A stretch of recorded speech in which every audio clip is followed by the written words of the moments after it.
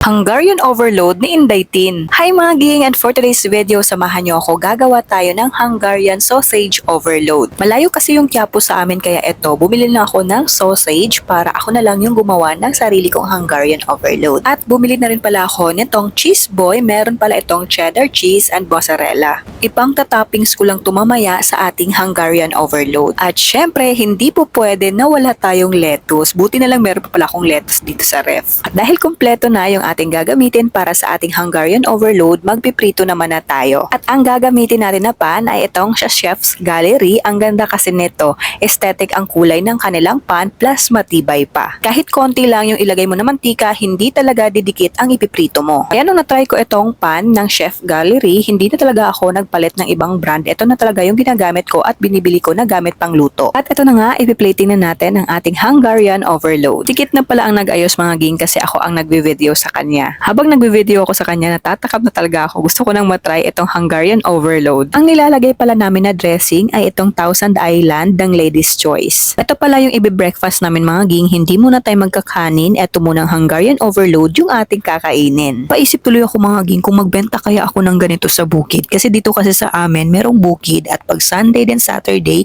maraming nagbebenta doon ng mga pagkain. At wala pa akong nakikita na nagbebenta ng ganito doon sa may bukid. Syempre mga ging, hindi po pwede na hindi natin tikman yan. Huwag nyo nang pansinin yung mga mukha namin, kakagising lang kasi namin kaya magang-maga pa talaga yung aming mukha. Ang sarap nito mga ging, try nyo na rin kung malayo kayo sa Quiapo, ayan, magluto na lang kayo sa bahay nyo.